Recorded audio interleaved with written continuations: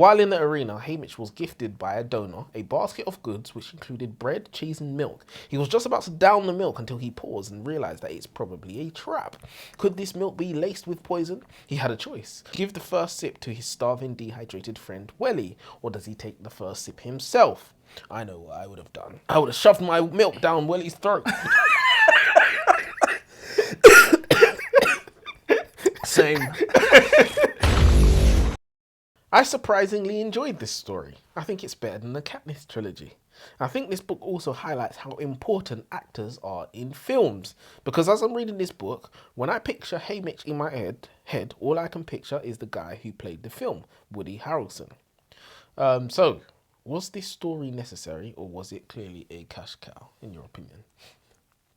What did you think of the book? In my opinion, I would probably lean... Pause this video right now! Go and read Sunrise on the Reaping by Suzanne Collins. And when you've read it, you can join us for the discussion. Or you can join us anyway because we're going to tell you all about it. My name's Elijah. And I'm Joseph, and welcome to the Aisha Library. Yeah, I would probably lean more towards cash cow. I'd probably lean more. I felt like it was a load of similarities between this and the Ballad of Songbirds and Snakes for me. Personally, there was a load of similarities. I'm talking from... Not necessarily. I would have said more similarities between this and the Katniss trilogy. Oh, I never read it. I never read it. So. And have you watched the films? I haven't watched it either. You ain't watched the films? I've never seen Hunger Games. I didn't know that. You didn't know this? I thought I've never seen Hunger Games. Oh I've seen bits of it. I've seen bits of it, but I like this book so much. I went and rewatched. Did you? I rewatched part 2 of the. Was it Catching Fire? No, that was part 2. I mean part 2 of the Mockingjay. Yeah, but yeah, no, you need to go and watch it. What's wrong with you? Is it actually good? Listen, look, there's very strategic. Go watch the last one. Watch the very last one at least. Cool. Listen, look, I can't believe you haven't watched it. If it's for research, then I'll watch the movies. But yeah, I've never been a Hunger Games guy. I've never been a fan of Jennifer Lawrence, for one thing as well. Well, that's one of why I was going to say to watch it. Annoying actresses ever, in my opinion. But yeah, she is a bit insufferable in it, to be fair. So I've steered clear. I've always believed that you should have one fandom per house. So if it's fantasy, you get Harry Potter, you get Game of Thrones, you get you like both of those. Hunger Games. No, but I'm saying you get what's the other one? I forgot. Lord of the Rings, all of that. You can pick 2 out of 4. Pick 2 out of 4, you know? If it's sci-fi, Star Wars or Star Trek, pick 1. You can't pick 2. Alright, fair enough. Okay, so... Yeah, alright. What did you think of the book? I enjoyed it. It was good. The end made it for me. Yeah, of course. Made it for me. But even I had my problems with the end as well. Yeah, I'm never satisfied. Yeah. Well, see, this is the thing. So you don't know the actor who plays Haymitch then? No, Woody Harrelson, yeah. No, but you haven't seen him in the film. I've seen pictures and clips like today, yesterday. That so you haven't seen. At. All right, no, cool. I haven't seen So the movie. no, you're unbiased then. I know you're unbiased. Yeah. So that's at least good. So I was gonna say, I think if not for him, I think this book would have been completely pointless. I think only because we love the character in the film and we love the actor is why we will sit through this. A load of people said that to me as well. Not to me, but I read a lot of people saying that online as well. You know, that they was picturing Woody Harrelson. Oh, how did he come to be? So did you like the book overall? Yeah, I liked it. I enjoyed it. I wouldn't read it again, but I did enjoy it. Okay, fair enough. It's nice to get a traditional story. I mean, one main character, one point of view, no time skips. The story starts at the start and ends at the end. But yeah, this book has 2 plots. We have the Hunger Games, which is a game of Mortal Kombat in which participants fight to the death until the last person who's left is then crowned the winner. Haymitch is reaped into the games without his name being drawn. It almost feels like I'm getting deja vu. Who else found themselves in the games without their name being drawn? Katniss Everdeen, of course. Is Suzanne Collins trying to sell us the same book? And then we have the subplot where Haymitch, our main character, has already accepted his impending peril, but wants to at least give his life to a cause. That cause being the revolution that brings the Hunger Games to its end. Haymitch is interested in a revolution. He wants to break the system or die trying. I would have liked for the author to do something different. This could have been an opportunity for us to spend time and love the characters, instead of spending so much time with the reaping or the interviews for the participants to receive gifts while they were in the games. I would have liked to actually see some meaningful character building. Make us love the characters and give us an Uno reverse somehow, you know? So that's what I didn't like. You know, it was almost like a if it ain't broke, don't fix it sort of thing. She just kind of gave us the same sort of formula, and I wanted something different, but she Yeah. wanted to sell some books. Yeah. So she wanted to. Do you know what she wanted to do? She wanted to hook the new wave of young adults who read her stories. It's not unintelligent. It's not No, an no, unintelligent yeah, move. yeah, but have you But it's not got what he was enough looking money? for. If you've not got enough money, Suzanne, I don't know a single person on this earth who has enough money. Anybody. fair enough. Ever. But what's interesting is prequels typically are cash grabs, aren't they? Like, it's the point of it is like fan service to the guys who watch the originals. Do you know what I mean? So it's like it was kind of written on. No, I get what you're saying, but Star Wars was that a cash grab? Yeah, Really? yeah. It was a cash It at grab least because it was shows like us what happened. they was like, let's turn Darth Vader going bad into three. Let's stretch out into 3 movies. Bearing in mind the important stuff happened inside a 20-minute scene in Revenge of the Sith, right? I am your father. No, not even. Yeah, no, but it's like it happened inside a 20-minute scene in Revenge of the Sith. You know, Padme was dying. He had these dreams or whatever. Palpatine said, "Turn to the dark side. I'll give you ultimate power." That was it. There was no build up from Attack of the Clones. You know, yeah, he was this angsty teenager or whatever, but there was no. The first 2 movies had nothing about Darth Vader in them. Nothing. Yeah. So they really stretched that one throwaway line from the 80s into 3 movies, which I presume they made more. billions Oh, yeah, on. yeah. Yeah, 3 more movies, which they made billions on. But that's really the point of prequels, you know. It's just to tell a story that happened before any of the characters you care about, you know, have a bunch of callbacks, references, fan service, for people to go, ooh, ah. That's pretty much all it's for. And I think it did a good job for a lot of the fans. I was watching the reviews and people were saying, this, and we saw this one, and we saw this parent, and that's now we know what happens to BT. What's it called? Someone's best friend. He was someone's dad's best friend, or something. Someone saying like that, or whatever. Or Peter was like, or whatever, man. Again, it's going to be very impossible for me to be actually fair because I'm missing basically the whole point. I think it's more likely for you to be fair, but yeah. Realistically, I'm doomed to rate this book unfairly.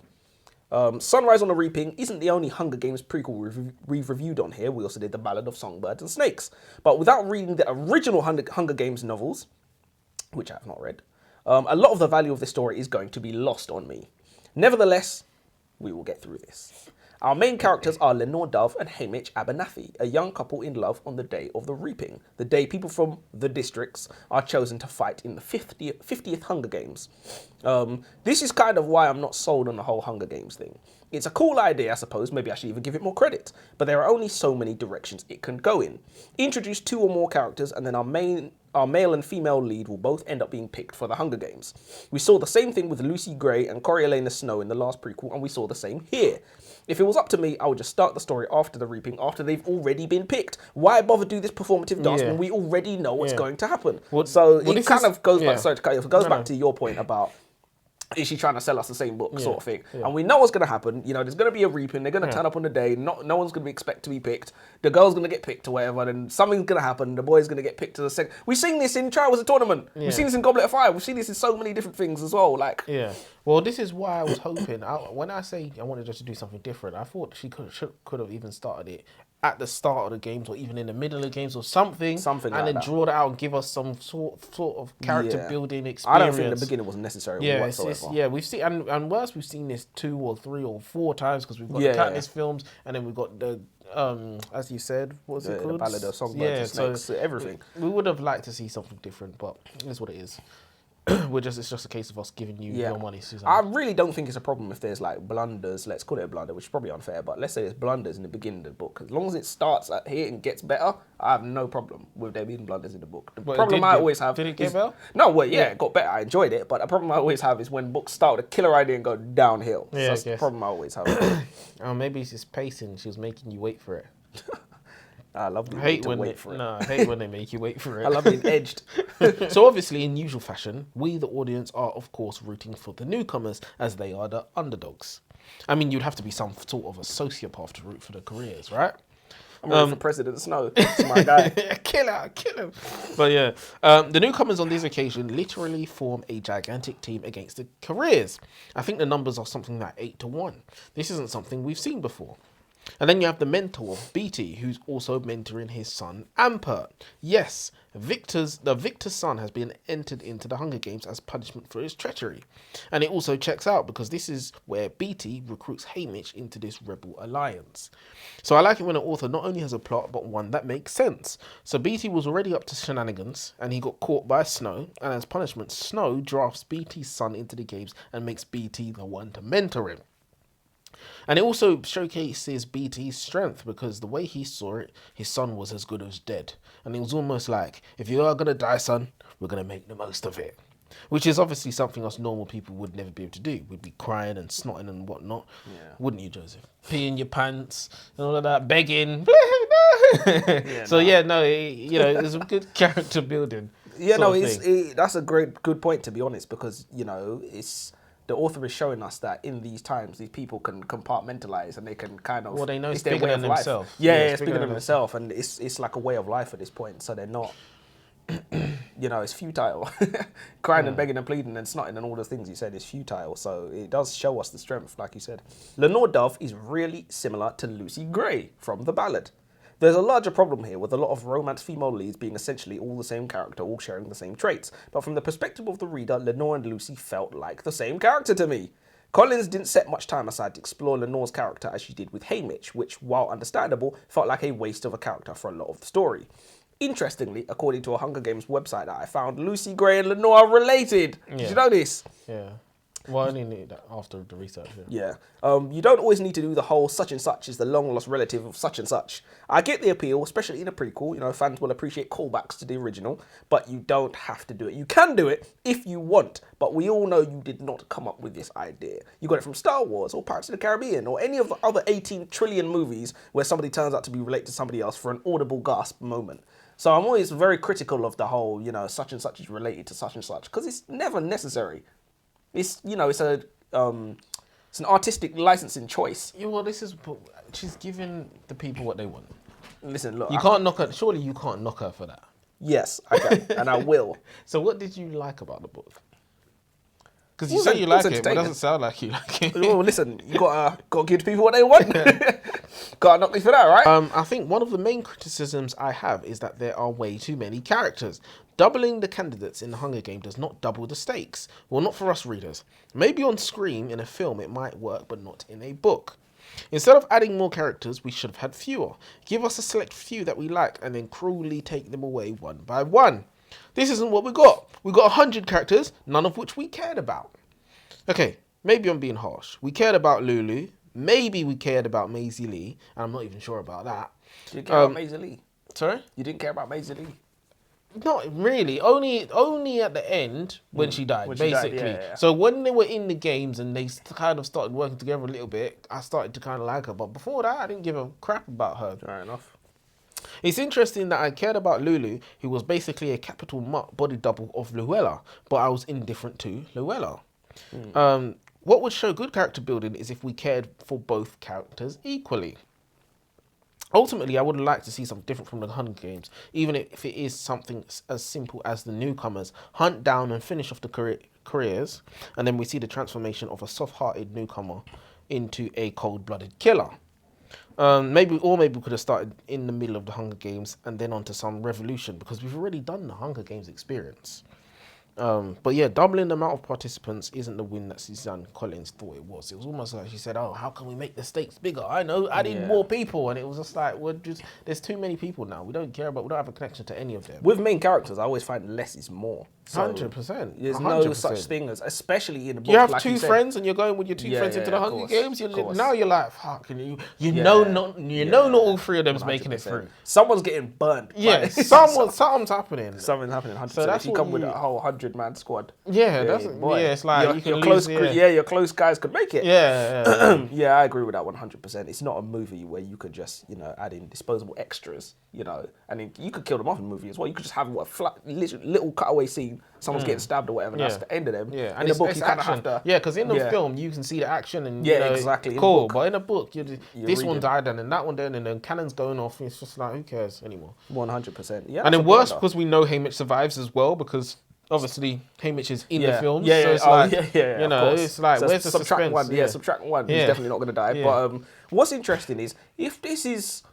Why do so many authors make that blunder then? Because we've read a lot of books where it's like, too many characters. Why do they all think? Because they're not good. They're just not good at writing. And I don't think it's the same for Suzanne Collins, but she's obviously got some form of talent. But they don't know how to really flesh out a character and come up with the pointless conversations that that, allow you to get to know somebody. They don't want to do that. They'd rather just have this character and then kill them off, and this one character and this character. They'd rather just have different people coming in. I don't understand why, but it doesn't work. It's not good. I feel like it probably comes from a place of authors know their characters so intimately, but they forget that not everyone lives in their head, It's just like, we don't know, you've been thinking about a character, you have a relationship, let's say, with this character that's lived in your head for X amount of years, but not everyone has that relationship with it, It's and I think it's more, that's more true for the side characters than the main characters. Yeah, of course. Because the side characters, they definitely know the side characters intimately. Yeah, and we fucking don't. We don't give a blasting clue. We don't give anything about them.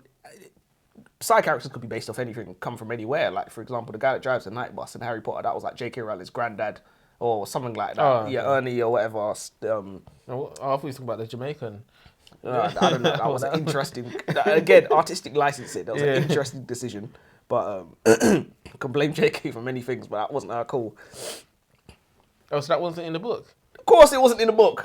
You think in the 90s, this one put a Jamaican bus driver in the... Come on, man. That was the director. They changed director from the second movie to the third movie, which is why everyone starts and wearing... Dumbledore. Huh? Yeah, they changed everything. So it's like everyone was wearing uniform in the second one, and then the third one wearing their own clothes. Hogwarts looks a little bit different. They changed directors. And he was like, screw that, I'm going to make Harry Potter my vision, sort of thing. Well, he done a good job with that one. Well, not with the Jamaican bus driver, he didn't, because I was like, what is this? I like that. I mean, it was entertainment, yeah, exactly. That's the whole point. That doesn't... Clowns are entertainment. I mean, are they?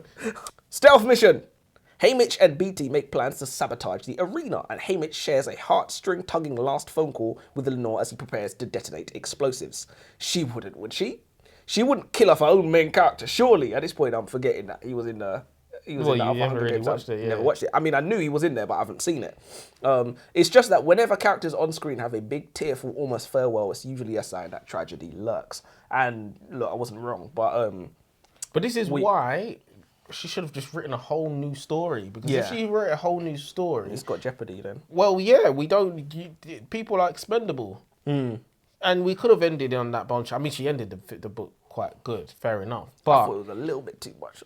Really? I thought it was a tiny bit too much. Just over the top. You know, when you're salting a steak and you're like, cool, I've just got over the top with the salt. All right, well, okay, so the reason why you might say that is because you don't know President Snow. Fair enough. We know President Snow. Fair enough. So it fits the bill, basically. But I like the milk scene. What would you have done? While in the arena, Haymitch was gifted by a donor a basket of goods which included bread, cheese and milk. He was just about to down the milk until he paused and realised that it's probably a trap. Could this milk be laced with poison? He had a choice. Give the first sip to his starving, dehydrated friend Welly, or does he take the first sip himself? I know what I would have done. I would have shoved my milk down Welly's throat. Same. But yeah, that's the problem I had with Haymitch. He was too goody-goody. I wanted to see some morally grey. Yeah, he was always trying to do the right thing. I don't know why the author didn't have Haymitch unknowingly give the poisoned milk to Welly. She instead had Welly beheaded. She had Welly beheaded by Silka the moment Haymitch left her side to forage for food. This option was a good option. It demonized Silka as the enemy. She killed Welly, an injured person, which is already something that's going to make us readers despise the character. But to behead her is obviously overkill. Yeah. But would it have been more impactful if Welly was to die accidentally at Haymitch's hand unknowingly through poisoned milk? So she had a choice there to go with the poisoned milk that he didn't know about. He could have just go ahead and gave it to Welly, and then she died in the same manner that Lenore Dove did. Yeah. And that might have been more. That would have been more impactful for us. Spoilers, by the way.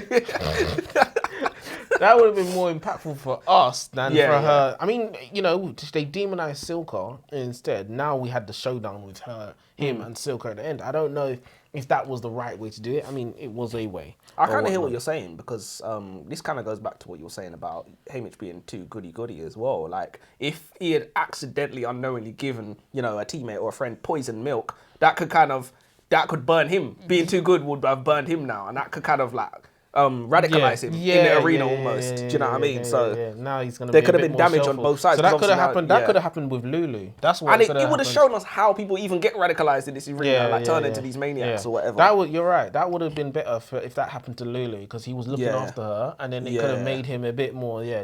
That's character building. I've got a very interesting question for you. It's the question of the day. You are a compulsive gambling addict who has spent the you're a compulsive gambling addict who has spent the last few years attempting to stay ahead of some large debts. One day, an elderly family member passes away and leaves you £20,000 in inheritance. Enough to pay off your debts for sure, but you know better. This is a sign from God, and you know what you have to do. Put Bet it all. on black. Despite attempts from your family and friends to dissuade you, you proceed straight to the casino and put it all on black. To your surprise, you win and turn 20,000 into $500,000 with one spin of a wheel. As you attempt to leave the casino with your winnings, the floor manager approaches you and pulls you to one side. I'm very sorry, sir, but we've discovered that the roulette wheel is not quite up to specifications. We can refund your money. We'd like to offer you this coupon for a free drink, but we will be needing you to return that check to the front desk, please. Thank you. What are you doing? Oh my God! What are you talking about? You know, he's got Security. this side, that side. Listen, Yeah. We will be needing you to. No, if you no, could no, just no, proceed, no. you know, start Proceed pointing. to Proceed to to your If you mother. collect your drink on your free drink on the way. Well, I think we all know what we're We doing. can refund your £20,000. Especially if I've got, I don't know, what is it in chips? Is No, it it's in a check. car? It's a check. You Oh, can see the 500 on there. I'm gone. Said, Simple. I eat it. You couldn't catch me. You could not. So you just sprint out the casino I'm straight away. gone. I'm gone. It doesn't matter how many bodyguards are behind me. £500,000 is not a small amount of money, you know. It's You want it fair and square as well. I'm done. You know, that's what these casinos do as well. I saw this video where they just refused to pay this guy. Yeah, Like, he won it. yeah. They Apparently, just said, go law. Yeah, Yes, they go said, court. yeah, no, that's not fair. Come That's take what it. They They said, said, come and take they said it. that's not fair. That's wild. You know, people losing their And they ban you and stuff. They say, they'll ban get you. out. They'll circulate your picture around if you're winning too much at poker. They'll kick you off the tables. It's They not can worth it. kick you out for any reason at any time. You're right, just about to win, you know. Big. Haymitch wins the Hunger Games. We all knew it was going to happen. But was I the only person that knew how Haymitch was going to kill Silka? I think Haymitch bounced the axe off the force field that was off the edge of the cliff or something like that. As soon as Haymitch discovered the force field, I knew the author would think, if only there was some way to tie this into the ending. And I wish the author had utilised a bit of creativity instead. Haymitch could have tricked Silka and said, let's give the people what they want. Hand-to-hand combat to the death. And then he could have thrown the axe off the side, ran towards her, leaped, caught it, and then, you know, something like that. But anyway, Haymitch somehow wins the Hunger Games against all odds, right? Of course, the story does not end there. After his victory parade, just before he gets home, President Snow orchestrates it so that he arrives just in time to hear his mother and brother burn alive. And it was poetic because the President Snow said to himself, oh, you want to flood my things? Then I gotta burn down your mother! And President Snow isn't one for half measures, as he poisons the love of Haymitch's life, Lenore Dove, with the sweets that he gave her. It was genius. The timing, the delay of the poison. It was the vomit it out. Do you have charcoal tablets? You know, you gotta love a sad ending, and most importantly, I didn't see it coming. So did you see that one coming? I mean, did you think all the tragedy was over? You know, he was in the yeah, clear. but when he killed his family, I was thinking, oh, he should have killed Lenore. That's like what I was thinking. And President Snow was like, oh, ye of little faith, wait on me. But what I find interesting is that a prequel really it's a golden opportunity to have like a super traumatic, sad ending, as we saw with like the Star Wars prequels. Because the happy ending has been told already. We know in the end, Katniss wins. You know, they tear down the government and they, you know, make everything just and fair. And Haymitch obviously plays his part in that. Yeah. But, you know, it's a golden opportunity to have the villains win, which is probably my favourite thing about prequels, I would say. And obviously it was well done here on the whole. I'd give it like a 7 out of 10 for the ending. But I did think it was a tad over the top. But again... So what would you have them do then? I don't know. I'd have to think about it. But I just thought it was just like, you're relentlessly beating this guy into like... It's abuse at this point. It's abuse. Like, he's learned his lesson. You really murked his family. He's learned his lesson. It's not just the killing Took of the family. last thing away from him. He made it so that he arrived at Do you the time to hear the cries That's and the burning. diabolical. And then not only that, he's also... It's not like it's a drive-by. Someone's pulled up and shot his girl, whatever. He like meticulously planned this so I want you to watch her die. I like the part Helplessly. where he realized it was poison before the poison acted, but it was too late to do anything about it. Because the author could have just had her start to choke, and then we as the readers would be like, "Wait, what's going on?" But it was before. It was like Haymitch was like, "Wait, hold on, I don't remember all these tweets being read." And then he was like, "Wait, could President Snow have poisoned these?" And then it was like, "Wait, spit it out." You know, so he's telling her to vomit out, and she's like, "Wait, what? What do you mean?" And I can't. I haven't eaten anything today. I can't vomit it out. And then we're like, "Is it poison? Is it not poison?" And then boom, and then she starts taking it. And you know, it was diabolical. And it's emotional torture as well. So you know, it's beyond evil. The timing was beyond great. evil. It was definitely a very good ending. It was one of the better endings that we've read. I would agree, but you know, again, I just felt like it was a tad too. Like it was too. Maybe you could have. Did you let out a tear? It was too much. I let out more than one. I let out more than one. I was like, Lenore, no. Seriously, really big respect to Suzanne Collins for having the balls to kill Lenore. From what I know of it, The Hunger Games has never been too scared to kill off fan favourite characters, but it takes a lot as a writer to see what's dominating the market right now, you know, cheesy chick flick romance, and resist the temptation to do exactly that, even when you know it's going to sell. Collins has shown that she's not afraid to repeatedly emotionally abuse her characters for our entertainment of us, her paying audience, and there's nothing I respect more than that. It was almost sadistic having Haymitch make it out of the games only to find that his home had been burned down, killing his mother and brother, and then having Lenore consume poison and dying in Haymitch's arms. That is insane. And like I said, you know, they just beat this guy when he's down, which is like, wow. Yeah. Wow. So I did feel like it was a bit much at the end, but at the same time, you know, it got me invested. It was a good way to end the book. You know, you close the book, you have that hollow feeling inside of you where you're like, that can't be it. So are you a fan of Hunger Games then? Because you've read more than probably most of the fans have read. Because a lot of fans just read the books. I'm sorry, just watch the movies, films, yeah.